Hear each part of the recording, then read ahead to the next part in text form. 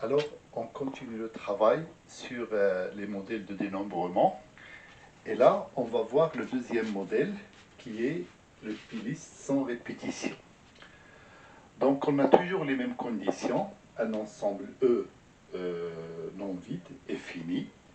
Et on va poser que le cardinal de E est égal à n, où n est un entier naturel non nul. Et je vais prendre un entier naturel non nul aussi, P, qui appartient à n étoile. Je vais voir tout à l'heure les conditions que doit vérifier, enfin, bien la condition que doit vérifier P. Alors, tout d'abord, je donne la définition. C'est quoi une P-liste sans répétition d'éléments de E? Eh bien, c'est tout simplement, comme tout à l'heure, une liste de P éléments de E, mais cette fois-ci, ces éléments sont 2 à 2 distincts.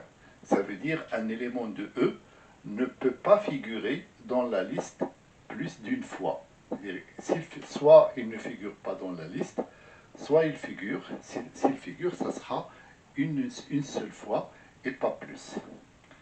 Alors, je peux parler aussi, c'est-à-dire de manière plus concrète, comme je l'ai dit tout à l'heure, d'un tirage de P éléments de E, mais cette fois-ci sans remise. Mais comme c'est une liste, ça sera avec ordre. Ça veut dire, on a d'abord un premier élément, puis un deuxième, et puis un troisième, etc. Alors, dans le vocabulaire, on parle aussi de tirage avec ordre, ou bien on peut parler de tirage successif. Alors, on va revenir à P et à N. Dans les P-listes tout court, où un élément de E peut figurer plusieurs fois, vous avez remarqué qu'on n'a émis aucune condition sur P et N. P et N sont des entiers quelconques.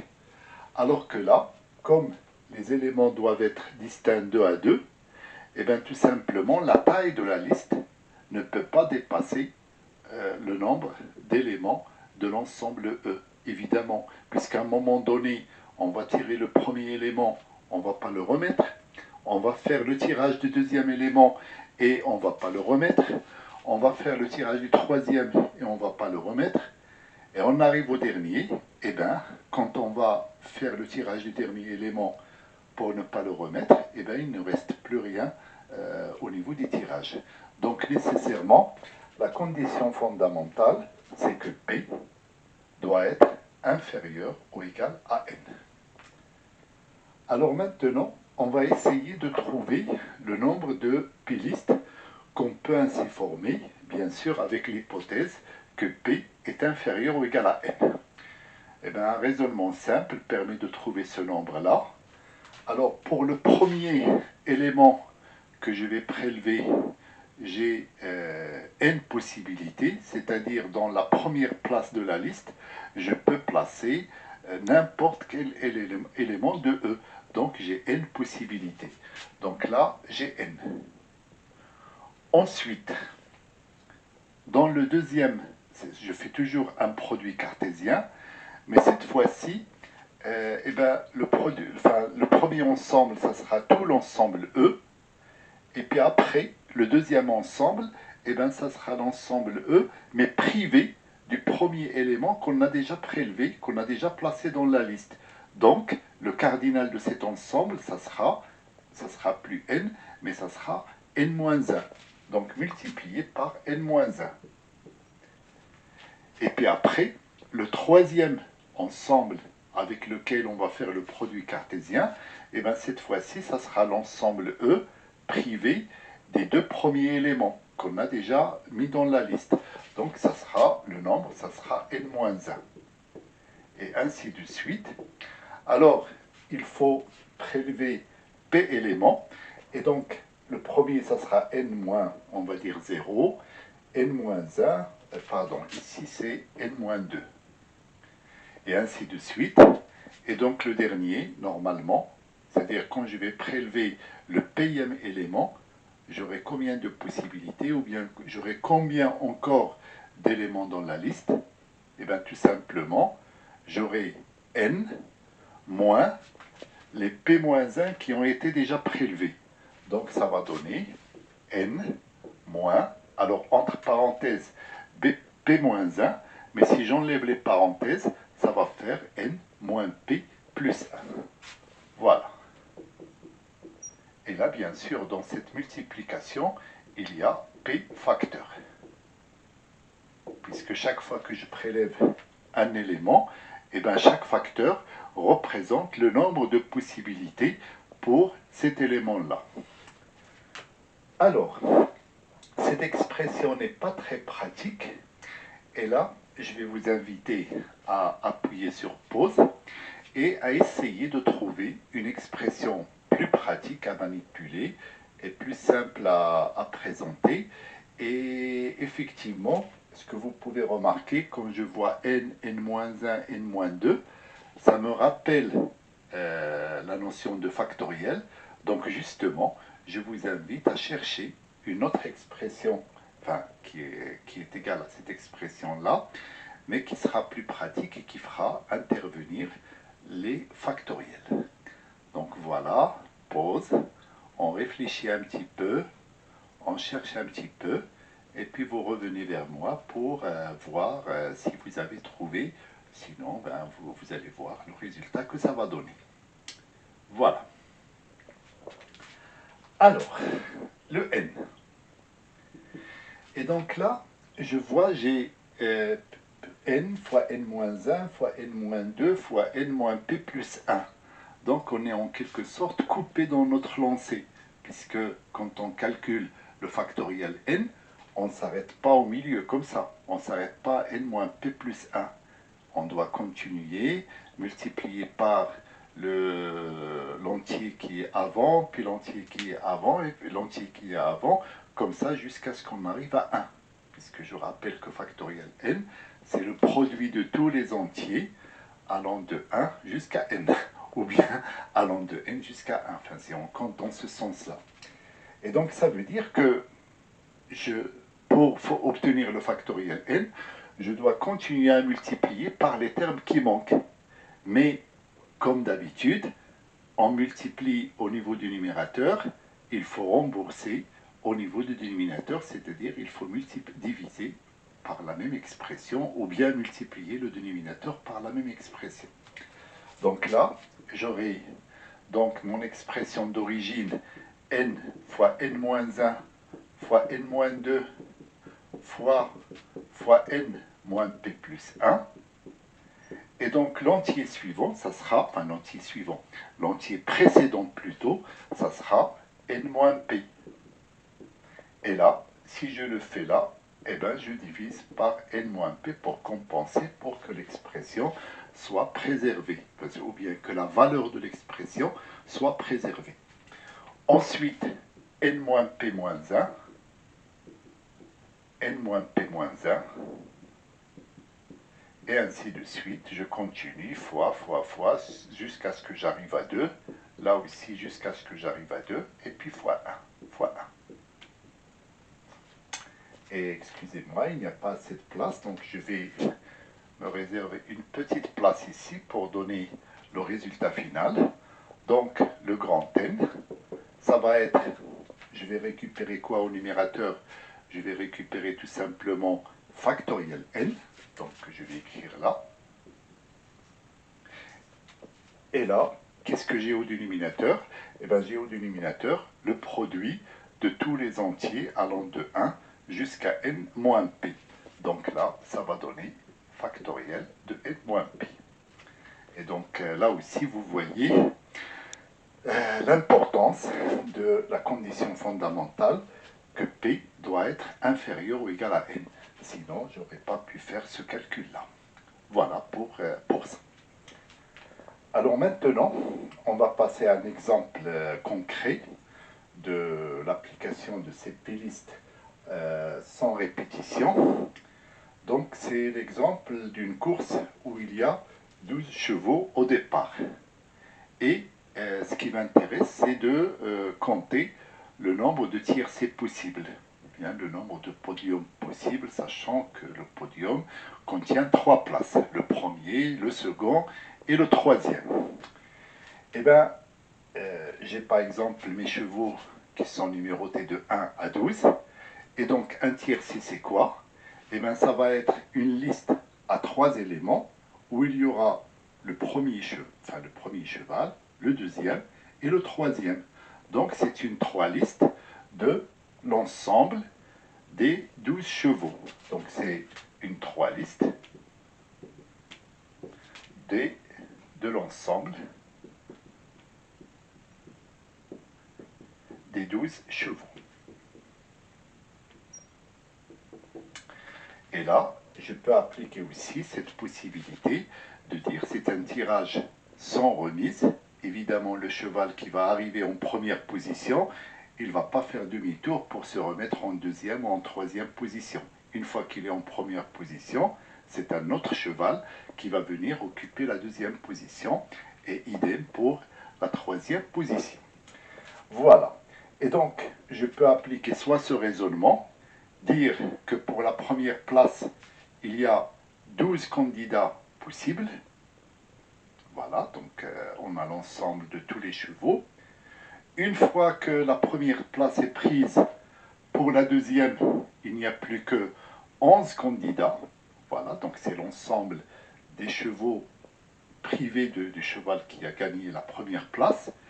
Et puis après, pour la troisième place, il y a 10 candidats. Donc ça va faire 12 fois 11 fois 10. Ou bien je peux appliquer directement la formule ici. Donc je peux dire que c'est factoriel 12. Bon, bien sûr, c'est-à-dire quand il s'agit comme ça dans un tiercé d'un petit nombre, vous pouvez faire ça, faire 12 fois 11 fois 10. Quand vous avez des grands nombres, il vaut mieux appliquer cette formule avec les factoriels. Et puis après, vous avez le résultat, enfin 12 sur factoriel 9. Alors, un petit calcul que vous pouvez faire. Donc, ça va faire 12 fois 11 fois 10. Et ça va faire, si mes calculs sont bons, 1320 tiercés possibles. Voilà. Alors bien sûr, vous pouvez après voir les autres possibilités de ces courses de chevaux. Je vous laisse le soin de faire ces calculs-là. Voilà. Alors, une petite remarque quand même par rapport à ces choses-là. Donc je vais effacer cette partie.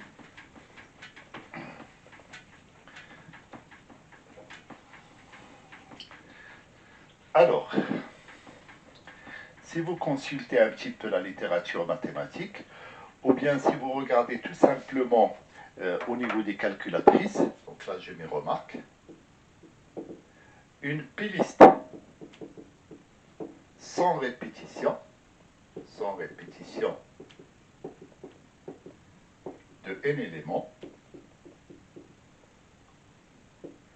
et bien ça s'appelle aussi un arrangement.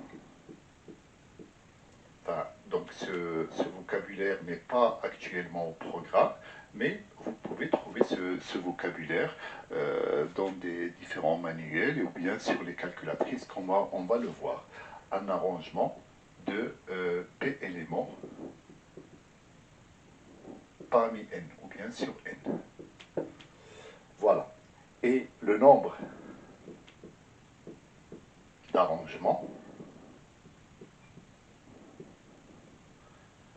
d'arrangements, qui est ce nombre-là, est noté à NP. Alors cette notation, vous ne l'avez pas au programme, mais si jamais vous la voyez un jour, enfin, dans un ancien sujet ou bien dans des recherches comme ça dans des livres, eh bien sachez que ça correspond au nombre de p-listes de n éléments. Voilà. Et donc c'est égal aussi à factoriel n sur n-p factoriel. Et si des fois vous avez, alors bien sûr, des fois on peut le calculer à la main, comme ici, on pose juste une simple multiplication et on fait le calcul. Mais par contre, si c'est avec des nombres plus importants, vous pouvez aussi faire appel à la calculatrice. Et sur la calculatrice, généralement, ce nombre-là fait partie des fonctions qui sont sur le mode math et plus particulièrement probabilité. Et donc, dans ce cas, ça dépend des calculatrices. Il y a des calculatrices où ça s'appelle, donc au niveau des calculatrices, vous allez soit trouver carrément le nombre arrangement, le mot arrangement, ou bien sur des anciens modèles, vous allez trouver plutôt NPR. Voilà. Alors par exemple, si vous voulez calculer le nombre de tiercés, vous mettez 12 NPR 3. Et là, la calculatrice va vous donner directement 1320. Avec arrangement, ça dépend. Dans certains modèles, on fait comme ça. On tape le 12 arrangement et puis 3. Et puis dans d'autres modèles, eh bien, tout simplement, on fait arrangement entre parenthèses 12, 3. Donc vous verrez, suivant le modèle que vous avez, ce qui est utilisé comme pratique. Voilà. Bien. Donc, une petite application de ces playlists sans répétition, enfin en lien avec d'autres domaines mathématiques. Alors, j'ai parlé tout à l'heure, quand j'ai abordé les playlists, j'ai parlé de nombre d'applications d'un ensemble E vers un ensemble F. Mais ces nombres d'applications en général sans préciser la nature de l'application. Alors cette fois-ci, donc là, je mets d'abord application. Alors j'ai deux ensembles, donc j'ai le cardinal de E qui est égal à M, et puis le cardinal de F qui est égal à N. Et puis si je fais une application F de E vers F, qui est injective, alors tout le monde se rappelle de la définition d'une application injective, ça veut dire une application dans laquelle chaque élément de F admet au plus un antécédent. Et si f de x1 est égal à f de x2, et bien automatiquement ça veut dire que x1 est égal à x2. Voilà. Donc on vient autrement, deux éléments différents de E ne peuvent pas avoir la même image. Donc une application f de E vers F est injective et représentée par une... Alors, c'est une liste, puisque une liste dans laquelle je vais donner les images de tous les éléments de E.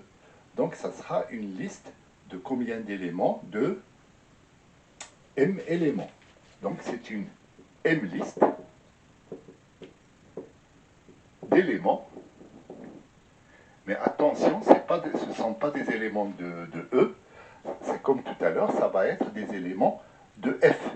Puisque dans cette liste, je vais mettre f de x1, f de x2, f de x3, jusqu'à f de xm.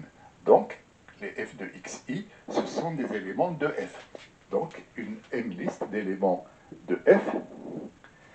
Mais comme l'application est injective, ça veut dire que dans cette liste, je ne peux pas avoir deux images qui sont égales, c'est-à-dire deux images d'éléments différents qui sont égales. Donc nécessairement, ça va être une liste d'éléments de F sans répétition. Sans répétition. Et donc, la première condition, c'est que le cardinal, donc nécessairement, le cardinal de E va être inférieur ou égal au cardinal de F, sinon on ne pourra pas définir d'application injective. Et puis la deuxième condition, enfin la deuxième chose qu'on va réaliser, c'est que le cardinal, je vais appeler cet ensemble l'ensemble I de E vers F, ça veut dire ensemble des applications injectives de E vers F. Et bien le cardinal de cet ensemble, ça va être tout simplement donc factoriel n, puisque c'est le nombre de M-list sans répétition des n éléments, donc ça sera factoriel n sur factoriel de n moins m. Voilà, donc pour cette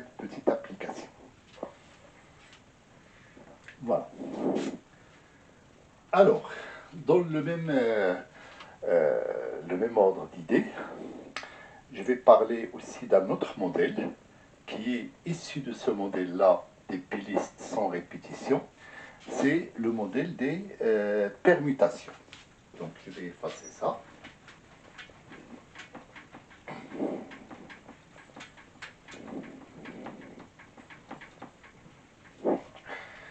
Alors, permutation.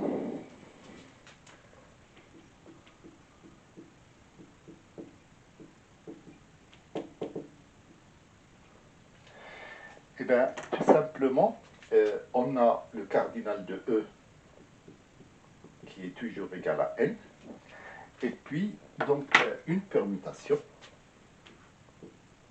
Une permutation, c'est tout simplement, enfin, on peut considérer ça comme une n-liste d'éléments de E sans répétition.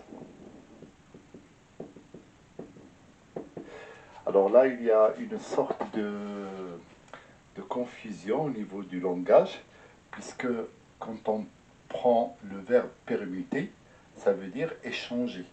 D'accord? Et donc, c'est quoi une permutation des éléments de E? Ça veut dire on va prendre les éléments de E, x1, x2, x3, xn. D'abord, on prend cette première liste comme ça. Donc ça, c'est la première liste. Et puis après, où bien sûr les éléments sont 2 à 2 distincts. Voilà. Et puis après, ce que je fais, tout simplement, je vais échanger, je vais procéder à des échanges au niveau des éléments pour qu'ils occupent d'autres places, pour qu'ils n'occupent pas les mêmes places qu'ils occupaient avant. Et donc pour obtenir une nouvelle liste. Donc j'obtiens une nouvelle liste. Après, sur cette nouvelle liste, je fais encore d'autres échanges pour obtenir une nouvelle liste qui n'a jamais été obtenue. Et ainsi de suite. Et comme ça, quand je fais tous les échanges possibles et imaginables, eh bien, je fais toutes les permutations possibles des éléments de E. Et donc la question qui se pose, combien il y a de permutations comme ça d'éléments de E de cette manière? Eh bien tout simplement, le nombre de permutations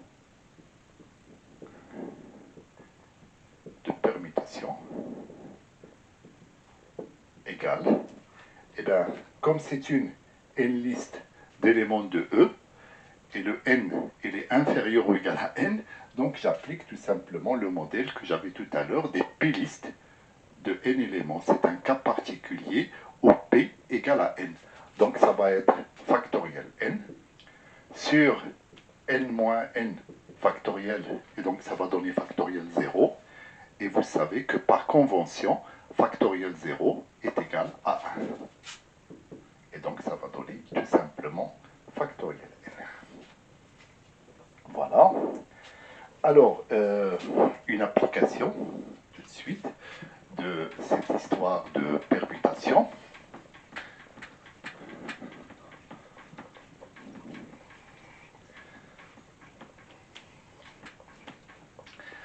Alors, donc, je reviens aux applications f de E vers f. Et bien, lorsque cardinal de E est égal à cardinal de f est égal à n. Ça veut dire que vous avez deux ensembles qui ont le même cardinal.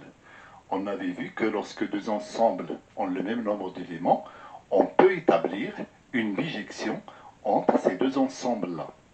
Et donc la question qui se pose, eh bien, combien de bijections je peux établir entre l'ensemble E et l'ensemble F dans ce cas? Eh bien, ça va être simple. Une application bijective, sera représentée par quoi? Sera représentée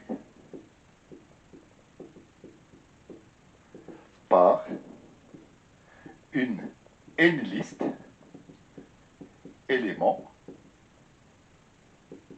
de f, puisque c'est une liste d'images, puisque chaque élément de E, je vais donner son image, et puis comme ça je forme une liste.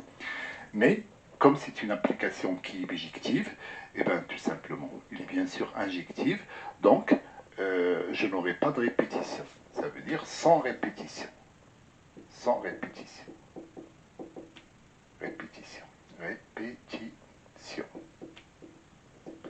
Et donc, l'ensemble, enfin le cardinal de l'ensemble des bijections de E vers F, si je peux le noter comme ça, ensemble des bijections de E vers F, et bien ça sera le nombre de n listes d'éléments de F, et comme F contient n éléments, et bien ça sera le nombre de permutations d'éléments de F, et ça sera donc factoriel n. Donc voilà pour ces modèles de dénombrement. Donc il va nous rester un autre modèle qu'on va découvrir dans la prochaine séquence.